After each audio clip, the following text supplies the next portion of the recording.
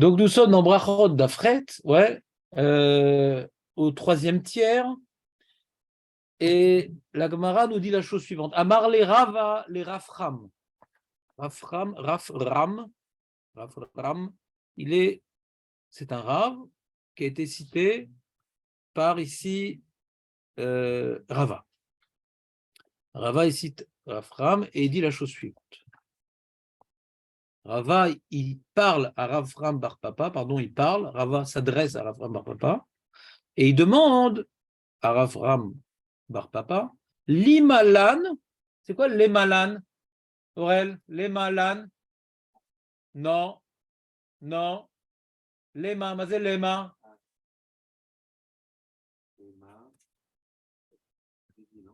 Dis, et l'âne?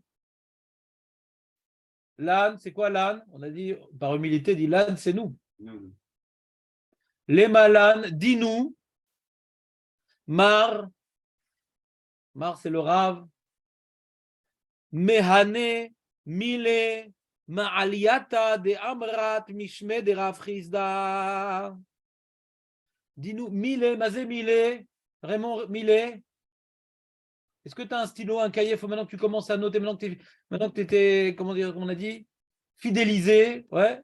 Maintenant, il faut que tu prennes les bonnes habitudes des autres pénitenciers. Ouais. Donc, il faut que tu aies un petit cahier, un petit stylo.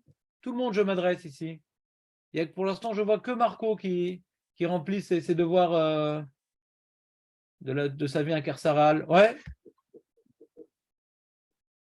Un petit cahier pour demain, Raymond? Parce qu'il y a des mots qu'il faut connaître par cœur. Parce qu'ils sont redondants dans la Gemara. Et si un jour tu veux ouvrir la Gemara, ouais, comme tu ouvres le journal qui s'appelle 11, ouais, avec autant de facilité, ça n'existe plus? Eh bien, à l'équipe? Bon, je te dis. Et donc, il faut que tu arrives à intégrer les mots de base. Donc, on a dit milé, voilà, donc c'est des choses. Il a fait. Milé Maliuta, des enseignements donc sur la Maliuta intéressants, ouais, Merulim, d'accord? Des Amrat que tu as dit, Mishme de Rafrizda. Kaniri Rafram Bar Papa, c'était un talmide très très proche de Rafrizda. Et Rava, il appréciait beaucoup les propos de Rafrizda. Alors, Rava, il a dit à Rafram Bar Papa, tu pourrais me dire des belles choses que tu as entendues au nom de Rafrizda, Bemile de Beknista, des choses qui concernent la bête à Knesset, des enseignements intéressants qui concernent la bête à Knesset.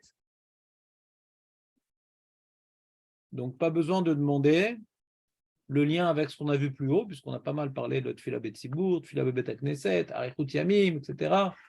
Ouais, donc, on a parlé de la Bet Knesset. Et là, dis-moi un enseignement sur la Bet Knesset, un truc sympa que tu as appris chez Rav Papa, ton Rav.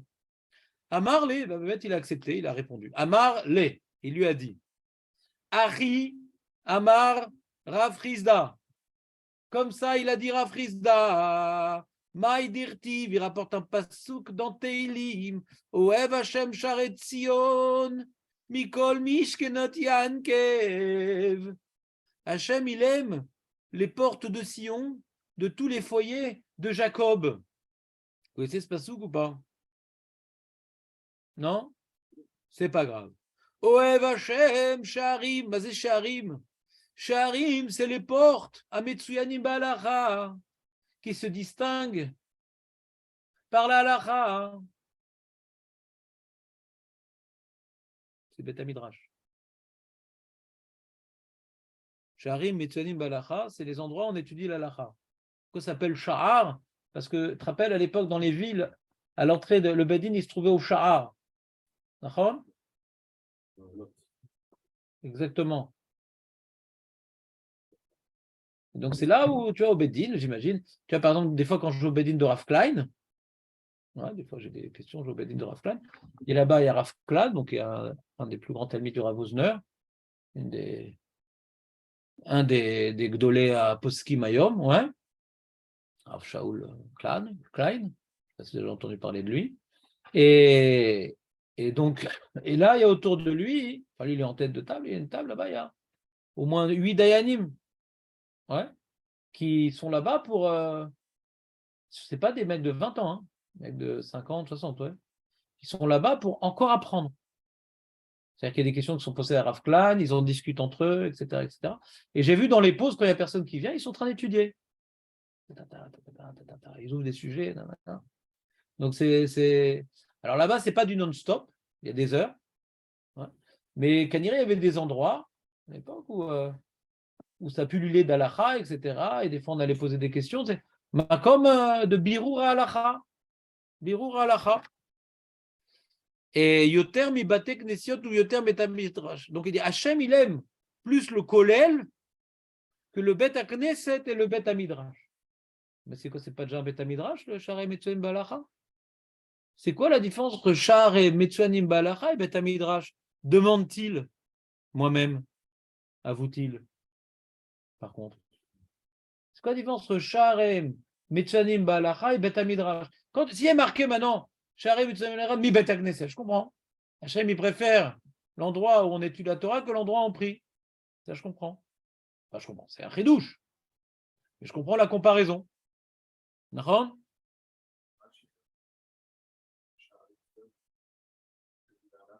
Shari Metsuyanim Ba'alacha, qui se distingue par le fait qu'on y fait de l'alacha. C'est quoi? Bet Amidrash, on ne fait pas d'alacha là-bas? Qu'est-ce qu'on fait alors dans le Bet Amidrash? Pas forcément. Alors le Rabbi Yonah, on va aller dans le sens de Rémi, mais juste en rapportant les propos de Rabbi Yonah. Rabbi Yonah, il dit deux grands chiloukim. Rabbi Yonah, il dit deux grandes différences. On l'a fait cette Mara Marco. Ça te dit quelque chose ou pas? Et tu te rappelles comment on a expliqué le Rabbi Yonah? Bon, de là on a une preuve que Marco est normal. Ouais, il oublie des choses. On avait un safek, maintenant on le sait, il est normal. Ouais. Et donc, et pourtant il révise. Alors tu as bien révisé, Marco. Donc il faut que tu notes sur ta feuille, et toi, Raymond, sur ta main, parce que pour l'instant tu n'as pas de feuille, que le Rabbi Yonah nous explique la différence entre Sha'arei, Metsuanim Balacha et Bet Amidrash. Il y a deux différences. Premièrement, Sha'arei, Metsuanim Balacha, l'omdim sham kol hayom, lo sha'a sha'ataim. Quand tu vas par exemple à Poniovitch, tu vas à n'importe quelle heure de la nuit, bah, on étudie là-bas. J'avais un Beth Midrash à côté de chez moi, à Vijnitz, de Dafayomi. Il y a 24 rabbanim là-bas. Chaque heure, tu vas à n'importe quelle heure, il y a un autre rave qui fait Dafayomi. Il y a la notion du shtib là, la notion du shtib daf. Shtib daf. Il n'y a pas une seconde sans Torah dans ce makom-là. Et donc, il y a déjà la permanence. Beth Midrash, ce n'est pas une permanence de Torah. C'est entre Mincha, vite, un peu, j'imagine après la Tfila, je ne sais pas où. Anilo de Abidiou. On fait une dracha là-bas, on va faire une conférence, on va faire un shiur. Alors que Sha'arei Metsuanim Balacha, c'est Kol Hayom. Premier chilouk du Rabbi Nona. Deuxième chilouk, c'est Halacha et c'est dracha. Quelle différence entre Halacha et dracha? Halacha, comme il a dit, comment dirais-je, Rémi, bah, c'est savoir ce que Hachem il attend de nous, quoi. Sachakol. Vous comprenez ce que je veux dire? Alors que dracha, bah, c'est des idées intéressantes. Alors Rémi, il a parlé de mécanisme aussi, ouais. C'est pas forcément Tachles. Alors, quand on dit Sha'arei Metsuanim Balacha, c'est pas que c'est un collège où ils étudient Yakut Yosef. Ouais, on est Mevarer l'Alacha. C'est-à-dire, comme on essaie de faire ensemble, on commence par la Gemara, ouais, on voit les Rishonim, après on voit le Tour, le Rambam, ouais, le Bet Yosef, le Shulchan Aruch, le Mishnah Berurah, le Yakut Yosef, le Ramo Sheffenstein, le ci, le ça, le Ishmas Liar, bien sûr. Hein? Non, à la fin, pour le plaisir. Le meilleur pour la fin. Le meilleur pour la fin. Tu comprends, Raymond, ou pas? Quand on parle Sha'arei Metsuanim Balacha, c'est pas qu'on a une chavruta de Yakut Yosef. Des fois, on ne comprend rien, de toute façon, quand on écrit. Quand on a lu le kit source, même Mishnah Berurah, quand on a lu le kit source, on a fait tout le cheminement depuis le début, des fois, on passe à côté de la. Je vous ai prouvé à plusieurs fois. Ouais. Qu'est-ce qu'il dit, justement? On ne comprend pas ce qu'il dit. Ouais. Donc, il faut bien avoir étudié le sujet depuis le début. Et donc, quand on veut étudier de la lacha comme il faut, ce n'est pas 1 heure ou 2 heures. Comme je l'ai dit, dans les kolélim où ils sont mévères d'alachot, il reste 2 semaines sur un sujet. Et puisque c'est un sujet qu'il faut maintenant être mévarer, c'est pas 1 heure par jour, c'est toute la journée, on ne s'arrête pas. Comme c'est des sujets compliqués, l'interruption est fatale. Et des fois, tu ne peux pas t'arrêter parce que tu es en train maintenant de trouver un pshat sur Rashi et de comprendre pourquoi Tosfot il a pas expliqué. C'est quelque chose qui demande une réflexion, un truc. Tu ne peux pas aller, on a fait mon heure, je m'arrête. Il n'y a pas d'approche de fonctionnaire dans le limoud. Pour être mévarer la lacha. C'est pas shoot, c'est une quête, c'est une exploration que le mec il est en train de trouver la cité perdue, il dit bon, on fait une petite pause et tout. Maintenant, on fait une petite pause. Là, je suis sur le point de trouver, je vois au fond un sommet, ça ressemble à une pyramide Inca. Je vais m'arrêter, je vais faire une pause. Vous comprenez ou pas? La lacha, c'est une exploration. Il faut un engouement comme un explorateur ou comme un mathématicien fou qui est en train de trouver la formule. Donc, ce n'est pas 1 heure, 2 heures. C'est non-stop. C'est bon ou pas, Marco? C'est les deux chilukim du Rabbi Yonah. Permanence et halacha. Et ça, les deux vont ensemble. Parce que pour être mevarer halacha, ce n'est pas une petite heure, un petit jour, c'est pas shoot. Les laben et halacha adasof. Après, il faut être mesakem. Mam ragmara, mam roi rishonim. Kemomi pasak ashulchan aruch. Ech masbir amishtamura. Ech masbir yakut Yosef. Kemomi pas. Aim bemet asfaradim lo poskim kemomi shtamura. C'est tout un travail. Quand tu viens, tu as remarqué, David, quand on fait un petit shiur d'halakha après la synagogue, on ne retient rien. Alors, je n'ai pas dit que ce n'est pas bien. Des fois, il y a une halakha qui répond bidou, qui a un problème que tu connais, ça t'ouvre les yeux. Mais quand tu n'as pas fait tout un travail avant, bon, il y a des midrash qui sont très adorés dans l'halakha. Vedaï, Rav Esman. On a fait ça sur Rav Esman. Moi, quand j'étais chez Rav Esman, on a étudié Masechet Shabbat, toutes les Melachot, on commence les différents morceaux. On a fait un petit peu ensemble. On prend des morceaux de Gemara, on voit les différents Rishonim, et après on voit maintenant le Tour, le Rambam, le Bet Yosef, le Shulchan Aruch, le Magan Avraham, le Machatzit HaShekel qui explique le Magan Avraham, le Pri Gadim qui explique le Magan Avraham, et après le Mishnah Berurah, et après un Mifran. Et moi, je n'ai pas été avec eux quand ils ont fait ça, mais après, ils ont fait aussi Nida, ils ont fait Basar et Chalal, ils ont fait le Mifran de la Rabbanout. Badaï. Et donc, ils sont restés quoi? 1 an, 2 ans sur Basar et Chalal? 8 heures par jour?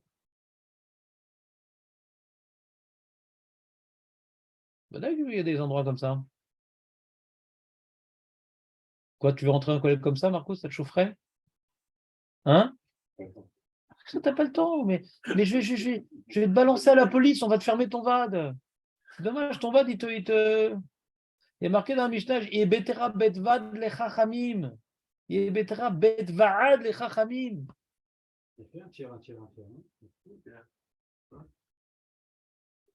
Un tiers de tu l'auras. C'est bon, Marco, ou pas? Tu as compris la nuance entre Bet Midrash? C'est quoi les deux nuances entre Rémi, les deux nuances entre Bet Midrash et Sharem et Tzem Balacha? Chazak ou Baro? C'est bon, on peut continuer. On peut continuer. Et nous démarre Rabbi Chia bar Ami. Ouais. Vaïnou. Ah, bah, Vaïnou de Amar, c'est-à-dire, mais c'est ça, c'est comme il a dit aussi. C'est-à-dire quand on dit Vaïnou de Amar, non, reste, on n'est pas nombreux. Non, la Torah, la Torah.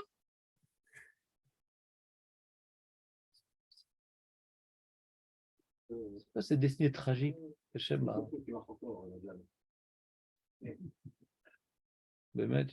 crois qu'ils vendent beaucoup? Il y a beaucoup de agents immobiliers qui font faillite, ils ne vendent plus rien. Il y en a plein, Bnei-Brak, il y en a plein qui ont fermé. Ils ne vendent plus rien. C'est trop cher. C'est vrai, quand tu fais une affaire, ça te nourrit pendant 3 ans, mais. Non, du coup, ils ont augmenté même leur pourcentage. Avant Bnei-Brak, c'était 1%. Après 2%, pourquoi? Parce qu'ils n'ont pas beaucoup d'affaires. Ça les ferme. Bon, ça se négocie. Moi, je n'ai pas donné ces 2%. Hein? Sauf le salaire. Le service, c'était 10%. Maintenant, j'ai été au restaurant. Il vous donne un ticket. Vous êtes content, c'est 15%. Il est écrit sur le truc 15%, très bien 17% et excellent 20%. Il vous met sur le ticket, il vous dit combien il faut donner pour le service. Ouais. Ça, j'ai pas eu ça. J'ai vu sur le ticket. Non, j'ai Baruch Hashem, je n'ai pas souvent au restaurant, mais ça serait une raison supplémentaire de ne pas y aller. Donc ça veut dire que maintenant, bientôt le service va être plus cher. En plus, les restos, déjà, c'est super cher les restos ici. Ouais. C'est une blinde. Tu prends une salade de toute bête, Ouais, 50 shekels. Mais toute bête la salade. 15 à 20% le service. Bon, Hachem. Tout augmente, mais bon, j'aime pas tout. Les salaires n'augmentent pas. Bon, j'aime pas tout. J'ai dit vraiment, ils sont formidables. Ils sont payés au service les jeunes. Non, salaire, on peut. Non, ils ont un salaire. C'est plus comme ça. Non, c'est pas comme ça. Ouais. Non, ils ont un salaire. Et pour moi que tu donnes, il ne donne pas tout. Alors, il donne pas tout. Il prend, le patron, il prend une part. Non, c'est ouais. Il distribue tout ça, mais ils n'ont pas les 100% de ce que tu lui donnes. Parce qu'ils ont un salaire. Avant, ils étaient payés que par ça, plus aujourd'hui. Donc, c'est pas normal en vérité. Parce que comme ils sont payés par le patron, on ne devrait pas de payer 10%. Parce qu'il est payé par le patron. C'est pas normal en vérité. Mais si tu veux te faire maudire, voilà, avant, mais si tu veux te faire maudire, tu ne donnes pas de type. Ça s'appelle un sale type. Allons, on continue, les amis. Donc il dit, Vaïnou Damar, c'est ça qu'il a dit, Rabbi Chia Barami, Mishme Deoula, Miyom, mais ça on l'a vu ensemble, Marco, ça. Miyom Shecharav Besamiktosh, depuis le jour où le Bet Amikdash a été détruit, El Lo la Kadosh Baruch Hu Beolamo, et là, Arba Amot Shel Halacha Bilvad. C'est quoi Arba Amot Shel Halacha? C'est quoi Arba Amot Shel Halacha? Hachem, depuis que le Bet Amikdash est détruit, il ne lui reste que Arba Amot Shel Halacha. C'est-à-dire quoi Arba Amot Shel Halacha?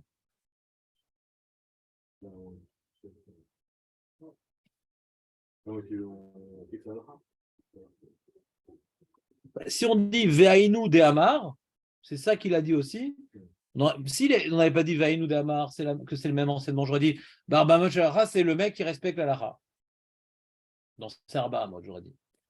Mais comme on dit que c'est le même enseignement que ce qu'on vient de voir, non, c'est l'endroit où étudier la Halacha, où c'est Arba Amot, où je suis en train maintenant je suis sur mon ordinateur, essayer de vous sortir une maskana pour vous faire un chour et rêver de c'est quoi la halacha, etc. Et l'endroit où j'étudie, cet endroit où je me suis fixé pour dire Tassé Torate Hakeva. Aurel, ça ne peut pas durer comme ça, Aurel. C'est quoi? J'espère que c'est pas pour ta parnassa, j'espère. Ah, pas du tout, non, pas du tout. Ah, c'est la famille? Ah non, c'est pour. Mais je suis obligé de régler ce problème. La personne est là, bah. Quel sadique, malgré ça, il vient un chour, incroyable. Alors qu'il y a des choses sur la tête. Donc, tu as compris, Marco, ou pas? Cet endroit-là qu'on se fixe pour être assez Torate Chakev, on a vu plus haut, c'est Arba Amot Shel Halacha. Alors, c'est Kadosh, ouais. Il y a la présence divine comme dans le Bet Amikdash. T'entends ou pas? Il y a la présence divine comme dans le Bet Amikdash. Et donc, c'est pour ça que la Gemara, elle enchaîne directement. C'est important de prier au Bet Amikdash, Marco? C'est important de prier au Bet Amikdash? On allait au prier au Bet Amikdash, on a dit, tu te rappelles? C'était un makom de Tfila. Bet Tefilati, on a vu. Alors, c'est pour ça qu'il y avait un Marabaye. Mereish, Mazé Mereish. Marco Mereish.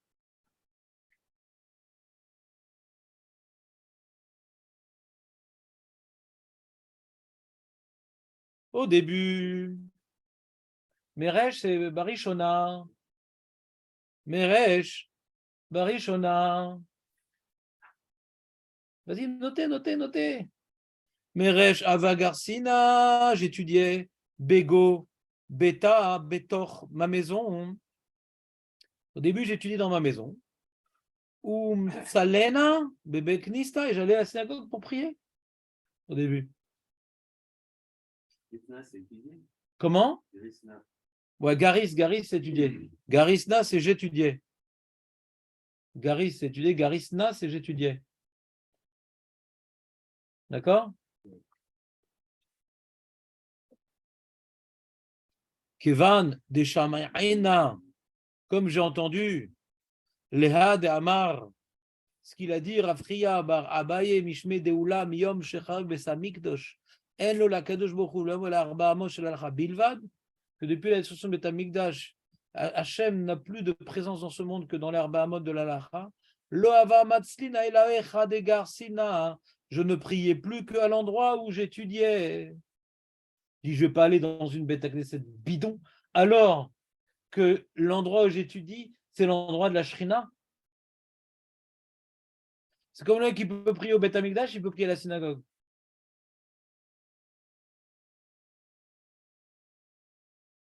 T'entends, Rémi, ou pas?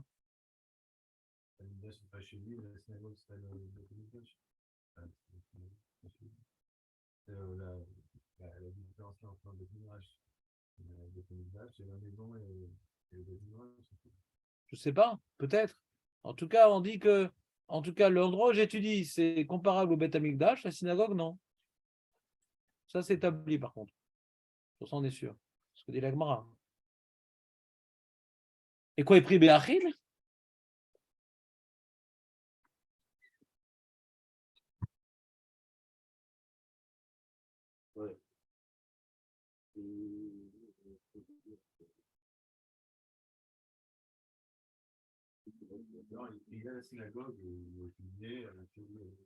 Non.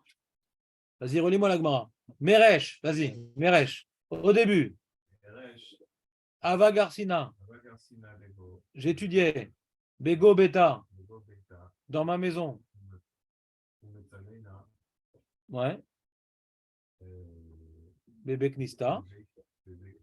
Et je priais à la synagogue. Au début, ça, c'était au début.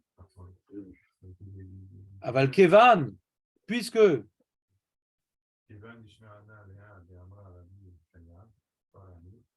Ishme de Oula. Et quand j'ai entendu l'enseignement qui dit Miyom,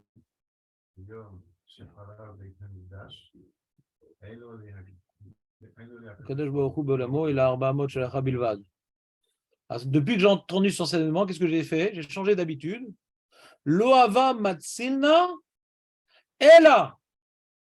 Je ne priais que Echa. C'est-à-dire quoi Echa, Aurel? Efo. Efo des Garcina.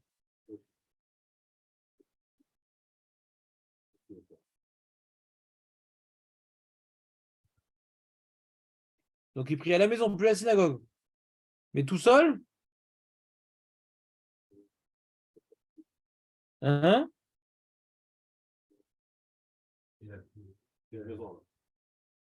Mais tout seul ou avec un minyan? Après, c'est seul. Parce que comme maintenant c'est l'endroit de la Shrina, hein. Alors quand on est d'ici à la Shrina, mais si l'endroit où j'étudie, ouais, Kol Hayom, donc là c'est un makom à Shrina. אז אני כבר לא צריך תפילה בציבור לכאורה. ורבי עמי ורבי אסי ואף על גב דאבו לאוטלסר בכניסתא בטבריה לא מצלו אלא בני עמודי אחד אבו גרסה, même qu'il y avait donc 12, 13 tlessar. Qu'est-ce que tu dis? On a déjà fait ça. Et la même bara? La même bara? Ouais. On avait avancé après.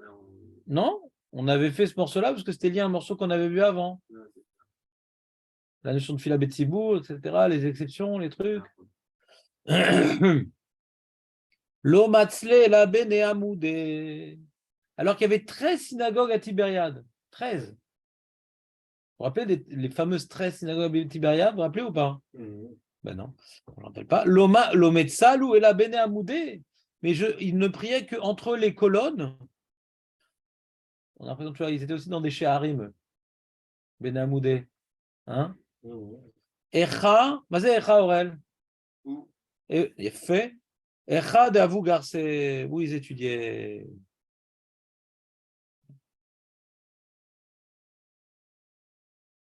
Alors donc la question se pose, est-ce que maintenant c'était Béachid ou Betsibour?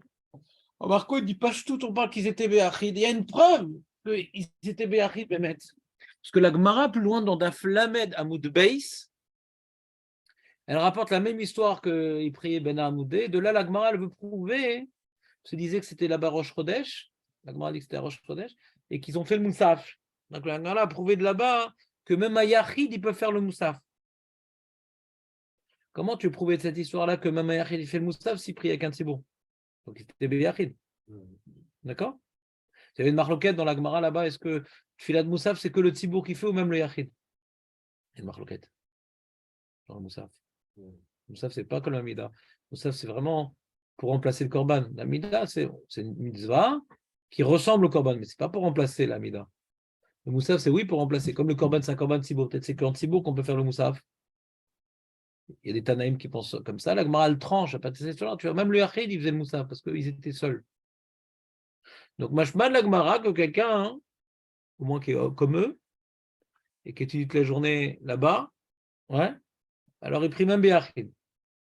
D'accord?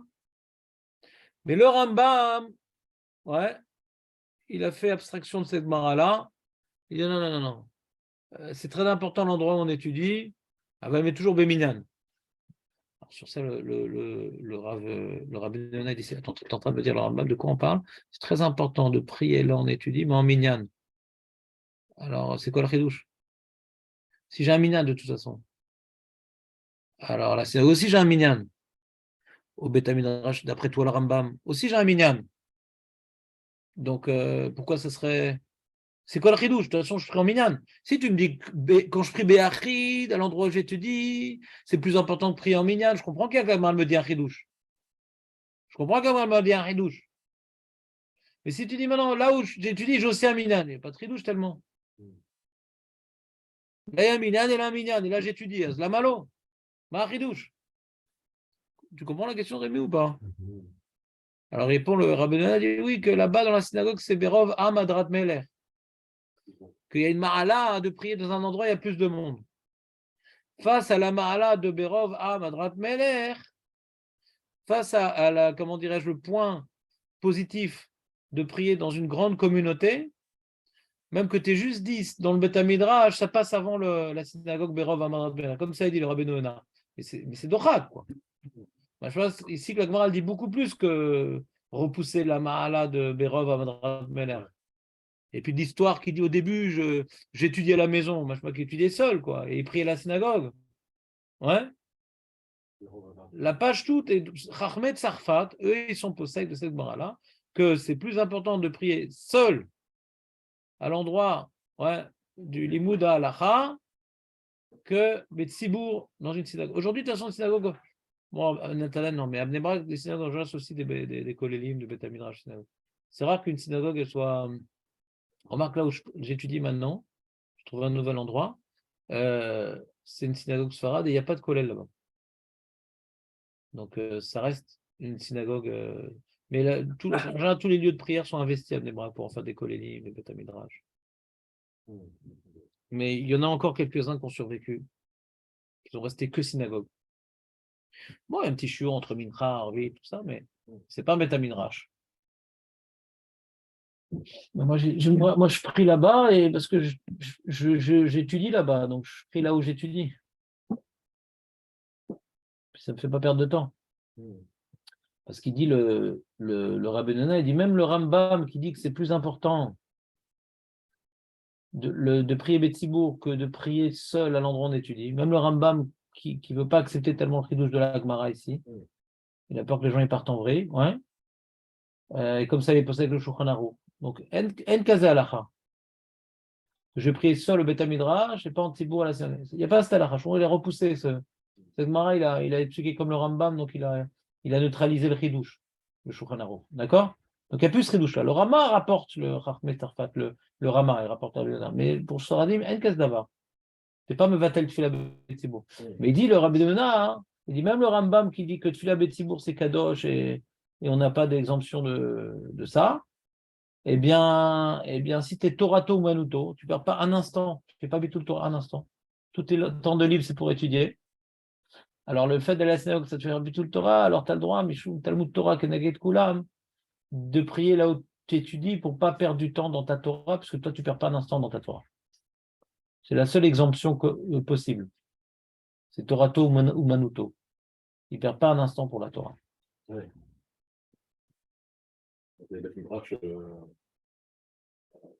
Donc, il étudie à la maison, par exemple, bah, il va prier à la maison. Mais le Rav Eliashiv, il n'était pas Mekel. Bien que le Rav Eliashiv il est dans la définition de Torah Monoto, il ne perdait pas un instant pour étudier la Torah. Lui, il était juste marmire de ne pas sortir de son binyan. Il avait un binyan au rez-de-chaussée, mais il ne sortait jamais de son binyan pendant je ne sais plus combien d'années. Ni pour une Simcha, ni pour rien. Torato, Manuto. Oui, il avait un Milan dans sa. Il ne sentait pas de son bilan, presque comme toi, Marco. C'est le Gilgoul du Rav Yashiv, Marco. Voilà. Il n'était pas vague, Rav Yashiv. Non. C'était le pilier de l'immeuble. Vous ne connaissez pas ce qu'il y avait en dehors dans la rue. Ouais, il allait à l'Ederman, qui est la synagogue qui est collée à son appartement. Et après, ils ont fait un pont de son appartement à la synagogue. Ouais, un pont. Vous n'avez même pas besoin de descendre et remonter. Ils ont fait une passerelle. Il devrait être passerelle pour ici.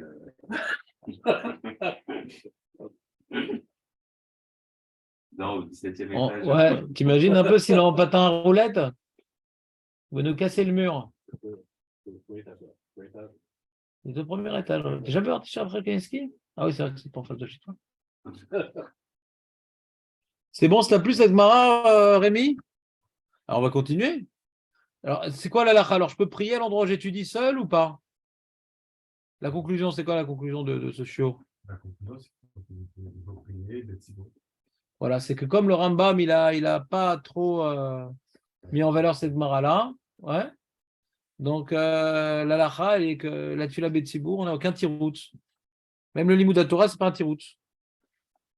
On a vu dans notre petit livre que, surtout de nos jours, que Bémet, on est en galoute et que la Tfila, ça nous fait vivre. Il n'y a plus toutes les coulottes qu'on a vues dans la Gemara. Parce qu'ils ont dit aujourd'hui, c'est encore plus grave de prier Béachi. Shalom. Hein, Marco? C'est clair la conclusion? Ah ouais. C'est pas de ta faute. Dans la biographe, Comment? enfin, on va prier seul, mais enfin, si dans le cas où on prie seul, il faudrait que ce soit de la biographe, c'est 100% clair. Hein. Tu dis, Je vois. mais le champ. Parce que après, il étudie la Torah. Un petit détour sur l'étude de la Torah et c'est la fin. Ah, je comprends. Maintenant, Garis, c'est d'être Gorès, donc c'est la Gemara, ouais. La Gemara, c'est de la Lacha. C'est-à-dire, nous, on a fait une nouvelle religion qui s'appelle l'étude de la Gemara sans la Lacha. C'est une nouvelle religion. Avant, pour eux, la Gemara, c'est quoi? C'est une Mishnah, c'est une contradiction. On étudie pour arriver à une conclusion ilchatique. Alors, ça peut être dans Gittin, ça peut être dans Korbanot, mais tu arrives à une Halacha. La Gemara, c'est toujours la Gemara, c'est pour arriver à une conclusion Ma'osim. Et quand aujourd'hui, on n'est pas au niveau tellement de trucs, on s'entraîne à réfléchir avec la Gemara. Ouais. Donc, c'est devenu un outil intellectuel. Mais à l'origine, la Gemara, c'était pour trancher la Lacha. Quand on parle maintenant Sharim et Tchem Belacha, c'est quoi? C'est Mishnah Gemara. Il n'y avait pas d'autres livres. Il n'y avait pas d'autres livres. Il fallait mettre toute la journée pour sortir dans la Lacha de la Gemara. Est-ce qu'on peut dire comme ci? Est-ce qu'on peut dire comme ça? Est-ce qu'on est passé comme Rav Nachman, comme Rav Yitzhak? Tu as compris, Marco, ou pas? On continue. Nouvel enseignement. Il faut que Marco il m'explique. C'est quoi le lien avec ce qu'on a vu jusqu'à présent? A priori, ça n'a pas de lien. Amar Rabbi Chia bara mimishmedeula. Gadol hanehene miyegio yoter miyirat shamayim. Plus grand est celui qui profite profite de ses efforts, yoter miyirat shamayim, que le craignant le ciel. Tu comprends cette phrase, Marco, ou pas? Il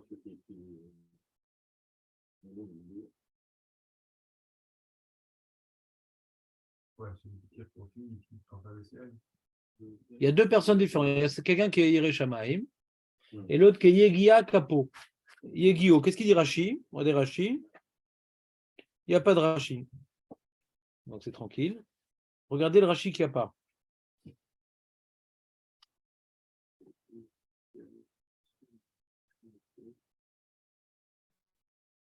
Tu lis l'art scroll, Aurel? Alors, il faut que je parle moins fort pour ne pas te déconcentrer. Non, parce que j'essaie de comprendre. Alors, on parle, la plupart des Mefarshim, comment ils expliquent la plupart des Mefarshim? Yegio, c'est quelqu'un qui travaille. Pas pendant le shiur, mais quelqu'un qui travaille. Quelqu'un qui travaille est supérieur à quelqu'un qui est Réchamaïm. Il travaille, il est agent immobilier. Non, non, pas ça. Un vrai travail. Ouais.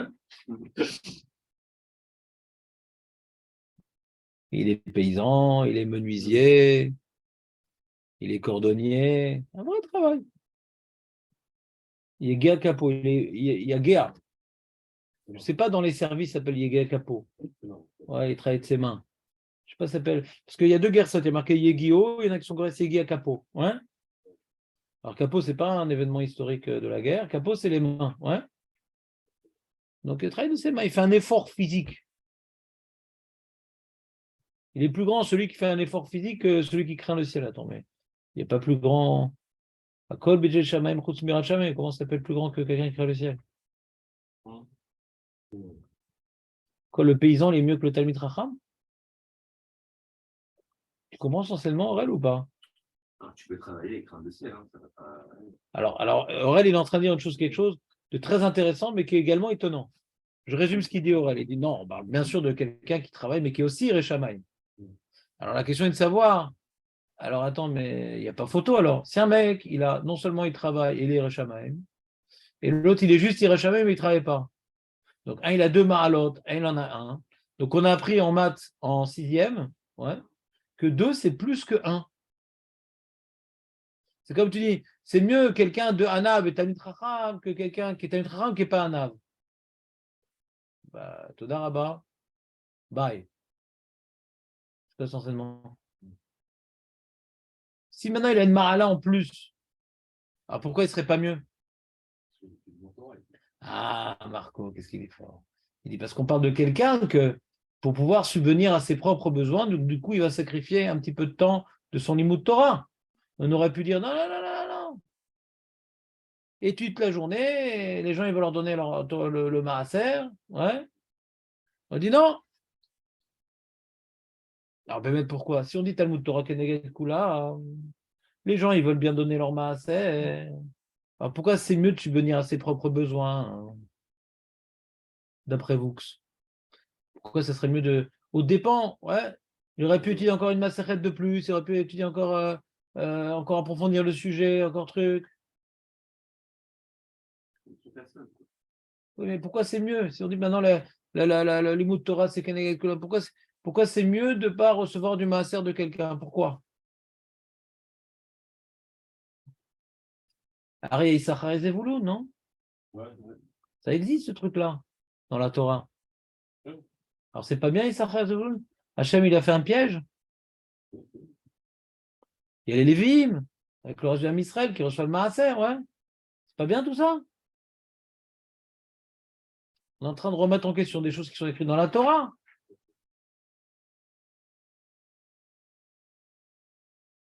Aurel, qu'est-ce que tu en penses? Je sais pas. Non, j'ai pas de réponse. C'est bien, que les deux c'est bien, mais là, meilleur que. Et pourquoi c'est mieux? Je peux étudier plus de Torah. Ouais. Alors déjà une marloquette entre les différents mefarshim. Comme maintenant on a dit comme ça, Marco, tu as dit voilà, je te donne mon maaser et tu étudies. Moi, je ne peux pas étudier la journée, j'ai le VAD et tout. Donc, pour que j'ai le sroud du limud Torah, alors, allez, toi, tu étudies toute la journée, etc. Alors, je subventionne à tes bœufs. C'est ce qu'on fait un peu avec le gala, quoi. Hein. On donne de l'argent, etc. Comme ça, on a un chélek bon, pas uniquement, parce qu'il y a aussi un fonds social, il y a aussi une aide aux pauvres, il y a aussi le Gani, il n'y a pas que du limud Torah là-bas. Mais il y a aussi un lien de Sachar Zevulun, cher Avesman. Ouais, c'est une bonne partie du budget, mais ce n'est pas tout. Ouais. Et il y a aussi les pizzas, et les sorties, les trucs pour attirer les jeunes, les trucs, ouais, il y a plein, toutes sortes de budgets, ouais. Et donc, globalement, quand maintenant, moi, j'accepte ton maaser, et donc tu reçois un chélek de ma Torah, est-ce que le chélek de ma Torah, je l'ai perdu?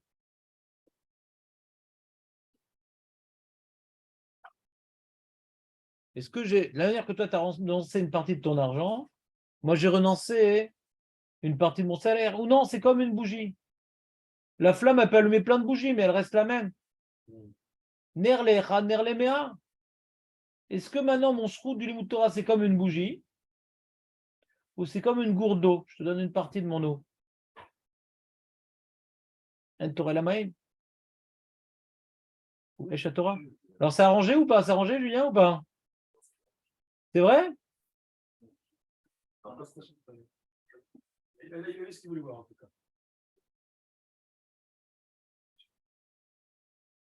L'habitude de pour ça, c'est Pas trop tard. Hein. j'ai juste un livre. On n'a parlé que de toi pendant tout. On a parlé que de toi, des différentes marques de voitures, tout ça.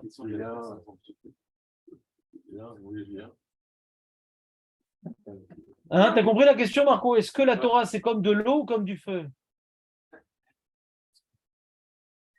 Qu'est-ce que tu aurais dit, toi, Marco? Bah oui, parce que. Mais quand je t'ai dit que c'est une marloquette, fais gaffe.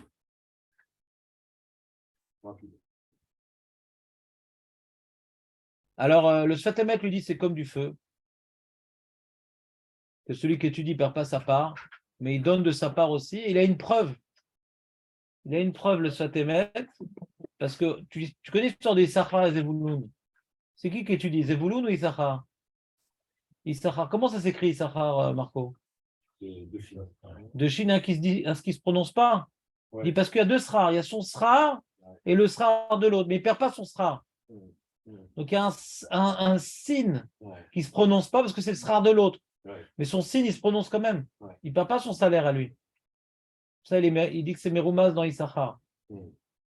Donc si on avait dit, comme les poskim qui disent que quand maintenant quelqu'un il fait avec toi un contrat de Issachar, ça t'enlève une part de ton limoud, t'es mévater une part de ton limoud. On comprend que Gadol, anéné, mi egio, mi reshamaim, parce que du coup, je perds une partie de ma Torah.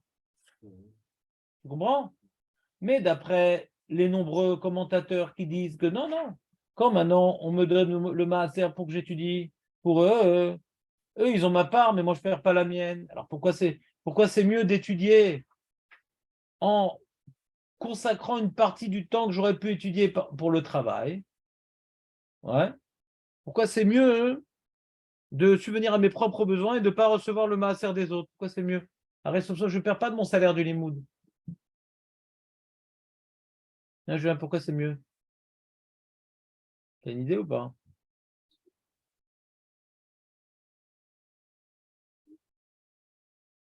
Alors, voyons voir déjà la Gemara ce qu'elle rapporte comme passou. Donc, d'abord, reprenons l'enseignement. Au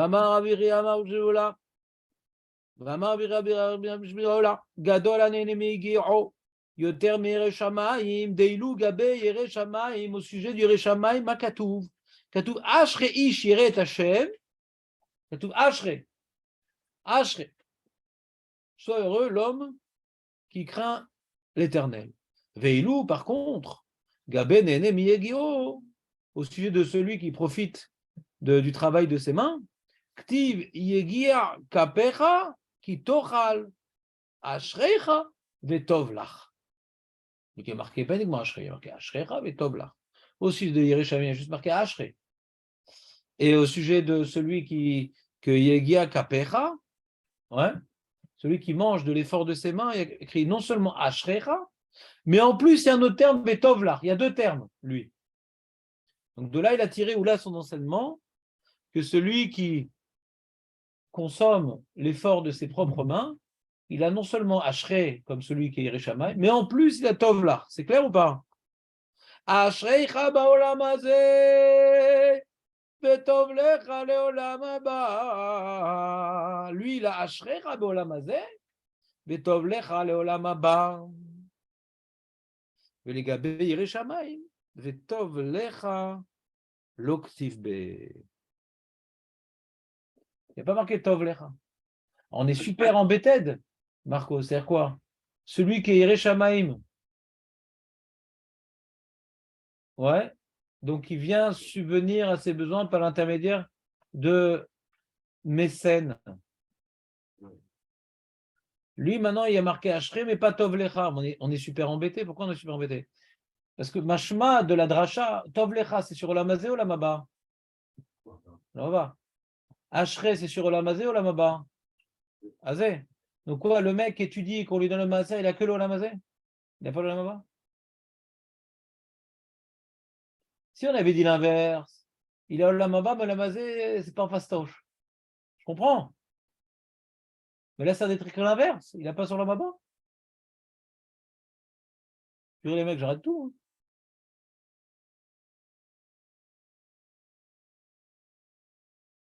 Tu comprends, Julien? Elle est dure, cette marre, non? T'as une idée de Pshat, Julien, ou pas? Quoi, t'as pas fait le sas?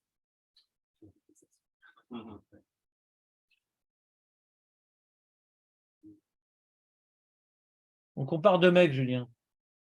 Le mec qui subvient à ses besoins et le mec qui accepte gentiment le maaser des autres. Les deux, c'est des Yerushalayim, les deux, c'est des Talmidei Chachamim. Et alors, qu'est-ce qu'il a perdu, celui qui travaille? Il a perdu des heures de limoud. C'est ça qu'il a perdu. On aurait pu croire, c'est mieux d'étudier 18 heures par jour que 10 heures par jour.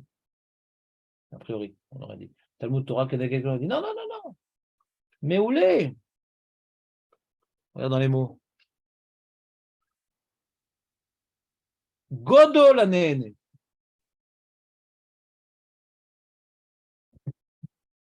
Alors déjà, il faut comprendre pourquoi celui qui est né, mais celui maintenant qui ne touche pas de l'argent des autres, il est plus grand que celui qui touche de l'argent des autres. Il le donne volontairement, c'est pas, il n'a pas fait d'hold-up. Hein. C'est Sarah Zevouloun, ouais.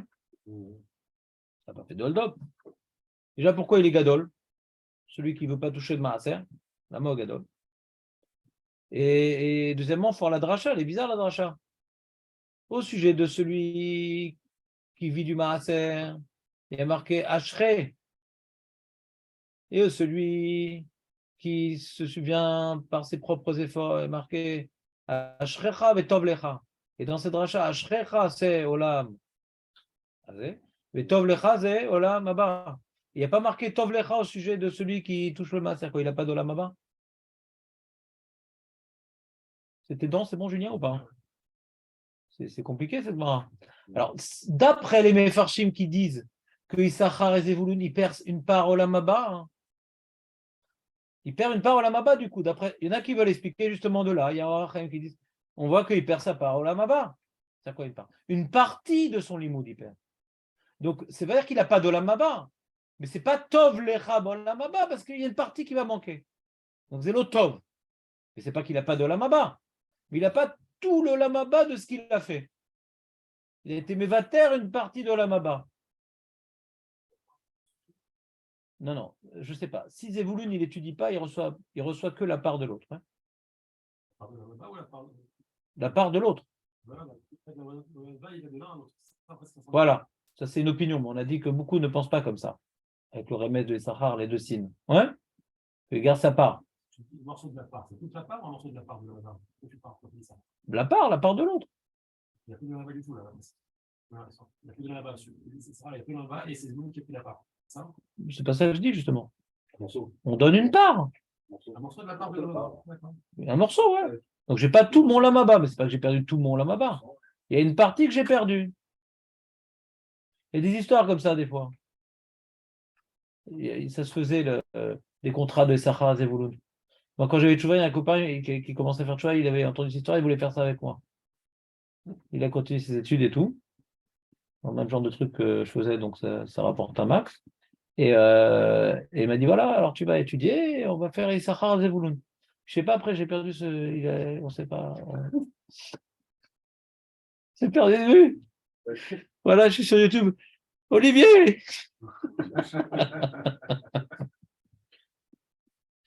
Et donc, il y a tout plein d'histoires, tout ça qu'on lisait sur ça. Est-ce que maintenant je suis mévater à ma part? C'est une marloquette, ouais. Un livre, il fait tout un sikoum, c'est toute une marloquette. Est-ce qu'il y a une partie de mon scout qui. Alors, d'après les Mefarshim qui dit qu'une partie de mon scout, il part, alors je peux comprendre l'Agmara. Je peux comprendre l'Agmara. Que Gadol, c'est là d'Afrique Gadol, il faut dire. Sraro Yoter Gadol, c'est pas Gadol en réalité. ça le problème. Pourquoi on dit Gadol? Il est plus appréciable, quoi, Gadol. Il est plus élevé. Mais là, on ne parle pas de lui, on parle des salaires. Ça le problème, c'est que même quand tu expliques comme ça, ouais, tu peux peut-être comprendre la dracha, qu'il y a une part du lamaba, peut-être qu'il a perdu. Une part de son lamaba, de son limud Torah qu'il ne recevra pas dans le lamaba. Mais pourquoi ça s'appelle Gadol? Ouais, c'est mal exprimé. Le Rambam, comment il comprend cette mara-là? Il ne parle pas du tout de salaire. Le Rambam, il parle qu'il y a un Chilul Hashem. Un timide Chacham qui doit recevoir de l'argent des gens, alors ça fait un Chilul Hashem. On voit que c'est comme si c'était un métier. Il a rendu profane sa Torah, c'est un métier. J'ai étudié, donnez-moi de l'argent.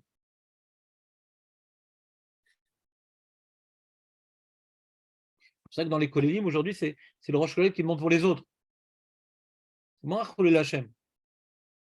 Quand c'est moi, voilà, j'étudie, donne-moi de l'argent parce que j'étudie. Alors c'est comme tu veux une rémunération pour mon boulot, etc. Et donc le Rambam lui dit que c'est un Chilul Hashem. Kayadoua, le Rambam, il avait une opinion assez dure dans la question. Il dit il ne faut pas recevoir de l'argent pour sa Torah. En Kazdava. Rambam Yadoua. Et il rapporte cette Mara. Ici, il n'y a pas marqué qu'on n'a pas le droit, ouais. Il a été loin le Rambam. Il n'est pas marqué qu'il y a Chilul Hashem. On dit Gadol. Ouais, on dit Gadol. Le Hiré Hashem qui ne travaille pas, il est moins Gadol, mais pas qu'il y a un Chilul Hashem. Donc je trouve que dans les mots de la Gemara, ça ne rentre pas aussi la notion de Chilul Hashem. Ouais. On ne voit pas ici qu'il y a un Chilul Hashem. On dit voilà, ne crois pas, comme il a dit Marco, ne crois pas que parce que tu étudies moins d'heures, tu es moins élevé que l'autre. Non, au contraire, tu es plus élevé que l'autre. Donc il y a une comparaison, mais pas un il est Chilul Hashem et l'autre il est parfait, comprenez? Ça fait une trop grande distance, d'après le Rambam, entre les deux. Un il est à côté de la Pâque et l'autre il est super. Donc c'est un peu violent l'explication du Rambam. Donc comment comprendre alors? Quel est Bémet la Mahala? Alors la Mahala elle est comme ça. Alors il y a un Rav Kook très difficile, on a du mal à le comprendre, mais ce que j'ai essayé de comprendre de ce qu'il a dit, ouais. Donc je ne vous garantis pas ce qu'il a voulu dire, mais j'ai essayé de comprendre quelque chose quand même. Lui, il explique comme ça, il dit, un des éléments que j'ai cru comprendre dans ce qu'il a dit, c'est, vous savez que Hachem, il a créé le monde pour qu'on on reçoive notre Olam Haba par notre propre mérite, et non pas Nahama Dekisoufa, le pain de la honte. Vous connaissez ces concepts kabbalistiques du Zohar, le pain de la honte. Et avant, les Neshamot, elles bénéficiaient, Miziv, Ashrina, sans avoir mérité leur place, et Hachem, il a créé un monde matériel pour qu'on recherche dans ce monde où Hachem est absent la proximité à Dieu, pour que quand on va après notre mort, on va être proche d'Hachem, mais par nos mérites. Donc on n'aura plus honte de... Donc la honte, c'est quelque chose d'important, la honte. C'est pas positif, la honte. C'est pas positif.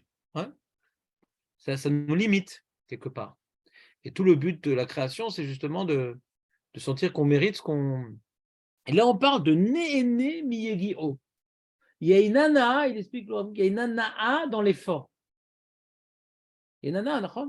Tout le lamaba, il repose sur la anaa de l'effort, d'accord ? D'après cette explication du Zohar, tout le lamaba repose sur, on va être né de l'effort d'avoir recherché Dieu dans notre vie. C'est ça la anaa du lamaba. D'accord ? C'est ça cette anaa. Donc il y a une satisfaction qui est liée à l'effort, qui peut également exister dans le travail.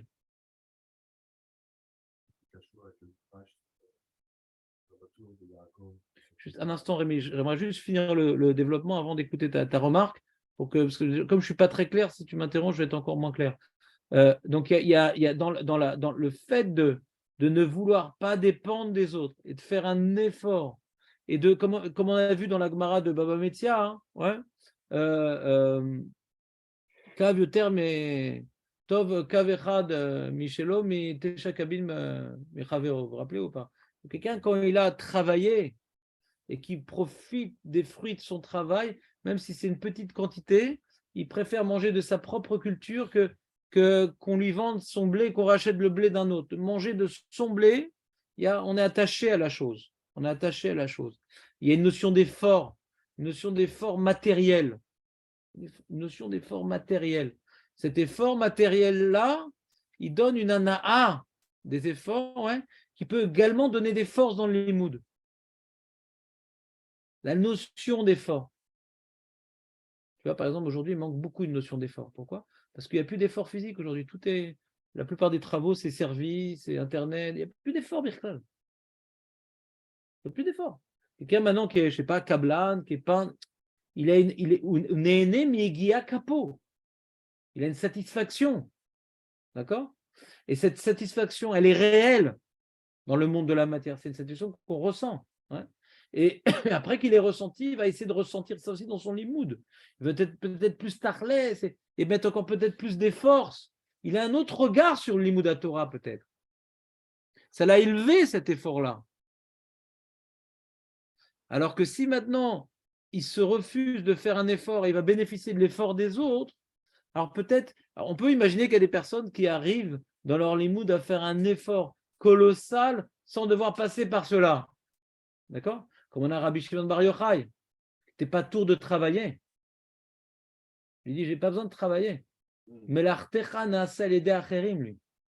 C'est pas en stira ici. On parle d'Aïré Shamaim normal, pas de Rabbi Shimon Bar Yochai que Pachout, il a plus de vie tellement sa Torah le remplit. Il n'était même pas tour de tfila.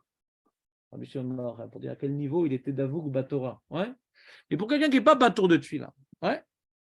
Cette notion de satisfaction, de s'adonner un effort matériel peut des fois me faire découvrir en moi un effort insoupçonné, un potentiel insoupçonné, et surtout un plaisir particulier que j'ai eu dans cette réalisation. Donc on ne parle pas ici d'être mitparnes ou pas, on parle d'un effort, néné miegio. Donc c'est possible qu'un certain nombre de métiers ne profitent pas déjà de cette notion-là. Vous comprenez ce que je veux dire?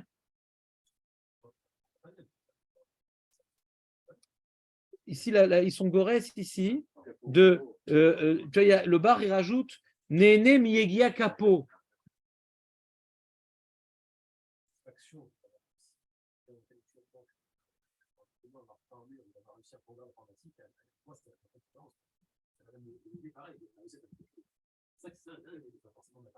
C'est possible.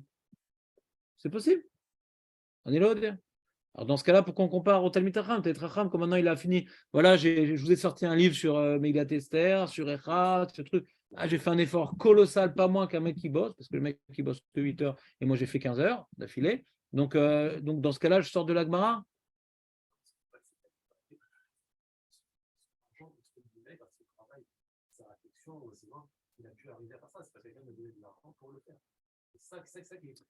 Mais encore une fois, regarde, encore une fois, justement, là je suis en train de t'expliquer pas comme ça. Là, tu te rapproches du Rambam, de dépendre de l'argent d'un autre, etc. Là, on va essayer d'être médèque dans les mots. Il n'y a pas marqué Gadol, ouais, à Lomed, Vemir Parnes Meatzmo, Mi Lomed, Domit Parnes Meacherim. C'est pas ça les mots de la Gemara, on est d'accord? Alors le Rambam, non seulement il a transformé la Gemara, même pas une balade, Gadol. Il dit, mais vous êtes, il n'y a pas Gadol pour le Rambam, mais vous êtes à Lomed, Vemir Parnes Meacherim. Donc c'est Birklal plus les mots de la Gemara. Il la rapporte cette Gemara dans son enseignement. Mais ce n'est pas du tout Medouyak. D'accord? Donc bon, on ne parle pas ici. Yesh Gmarot qui parle l'itpanes me'atzmo, l'itpanes me'acherim. Cette expression existe dans la Gemara. Ici, on parle pas quelque chose de shlili, on parle quelque chose de chimouvi. On parle quelque chose de, non pas c'est mal ça, on dit ça c'est mieux. Le Rambam il dit c'est mal. Alors, on est en train de parler d'une ma'ala, pas d'un chisaron. Tu vois la différence? Hein? C'est pas un effort.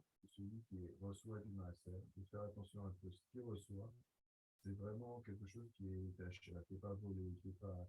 Oui, bien sûr, oui, oui. Réponse oui, réponse oui, réponse oui. Oui. Mais ce n'est pas ça le sujet de la Gemara. Et puis on parle de Néné, Miegia, il y a une ana'a de l'effort de ses mains. Après la guerre, ça, de beaucoup de manuscrits. Une ana'a de l'effort de ses mains. Ouais.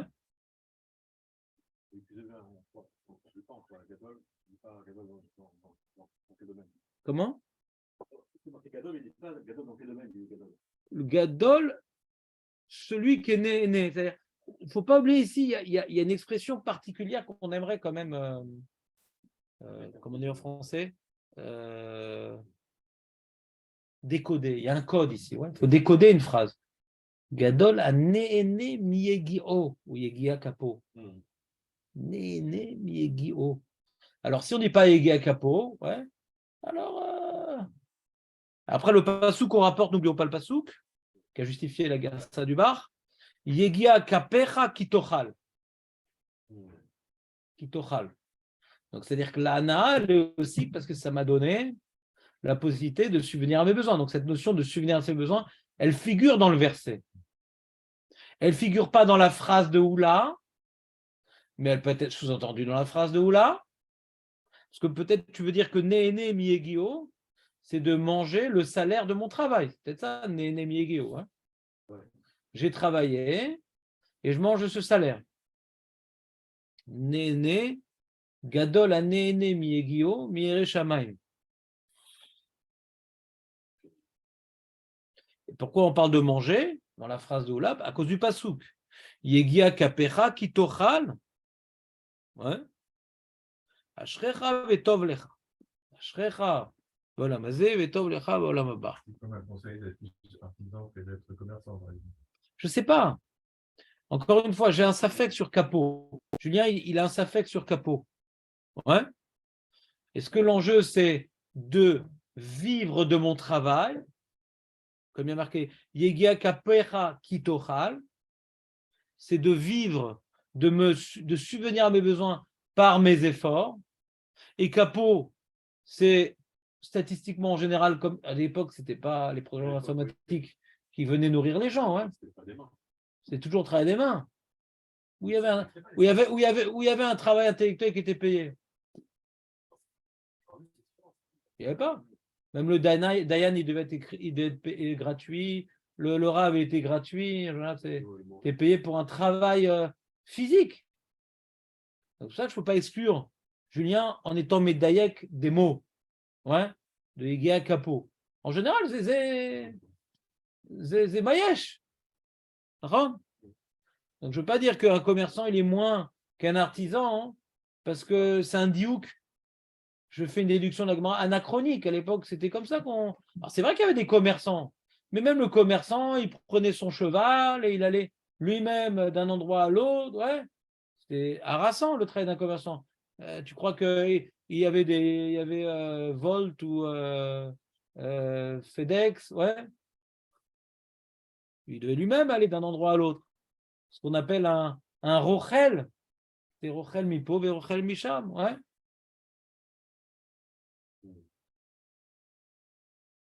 Comme on a vu, Yosef était vendu à des socharim et ishmaélim. Ouais.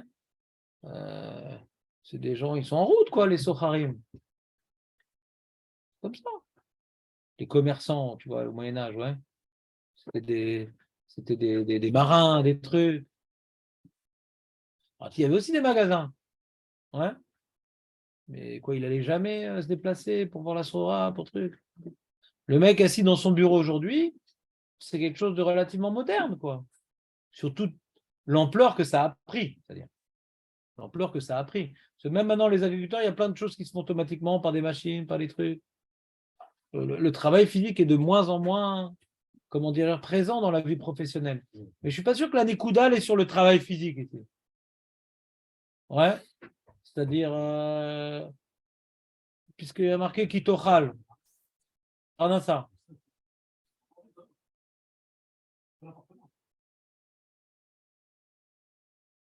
Alors, donc, c'est la notion que moi j'ai repérée dans le Rav Kook, c'est la notion du pain de la honte.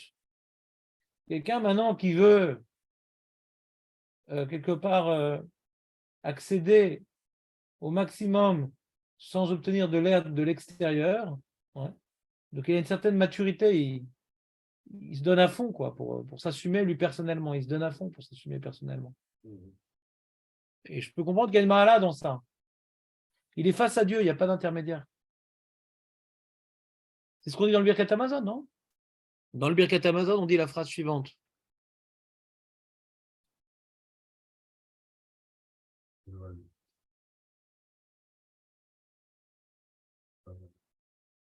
Al tatzrichenu Hashem Elokeinu lo lidé matanot basavadam velo lidé alvatam. Et là, il y a decha mela berechava. Maza yadecha. Je travaille.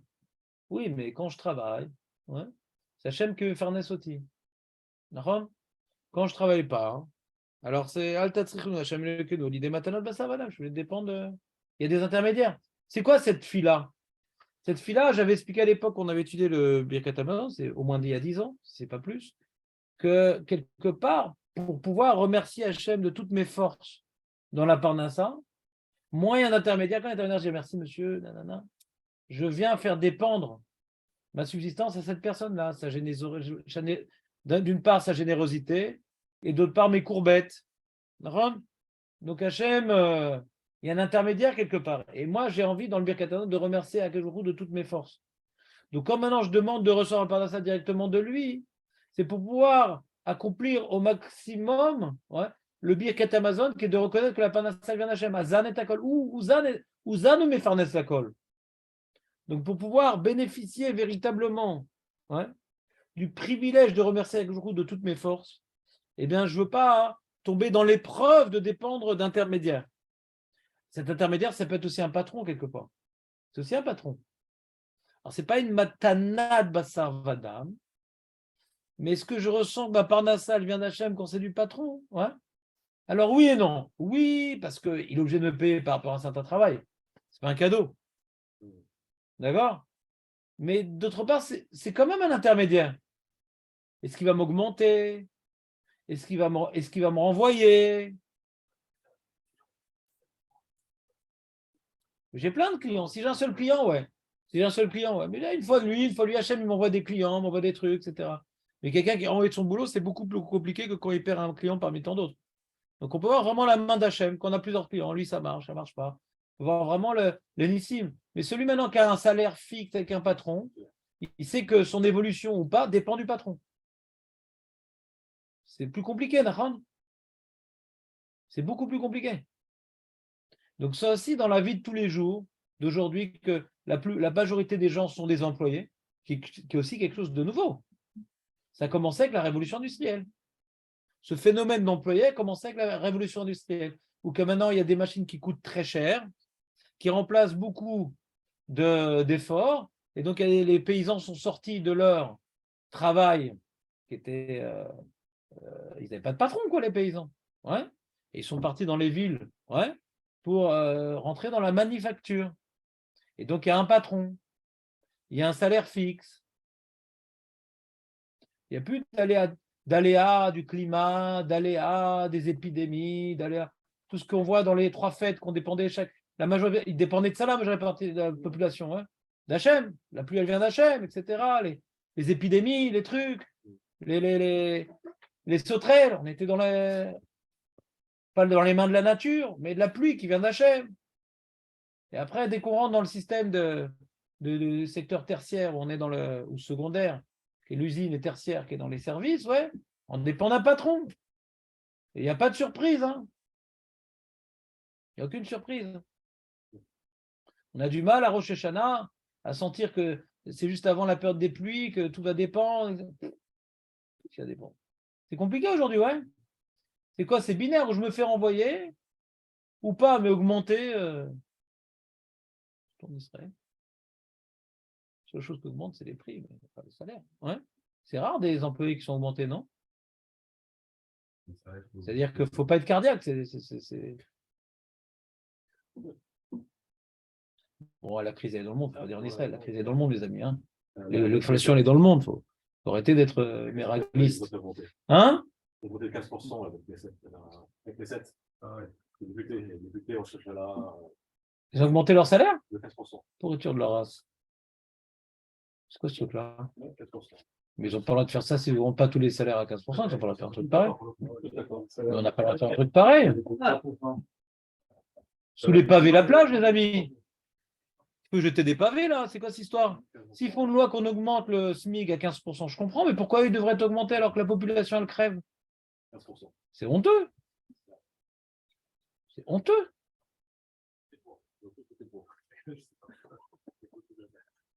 C'est honteux. C'est qu'ils ont déjà des salaires de 60 000 à 70 000 shekels. Après, si je compte 15% avec sans compter tous les avantages qui. C'est vrai. Du net, quoi. C'est vrai. Non, c'est Ah, vrai. Fais gaffe, parce que si c'est pas vrai, Bennett va te faire un procès. Fais gaffe. Le président, il a 75 000 shekels, il peut être à 52 000 shekels. C'est pour les influences.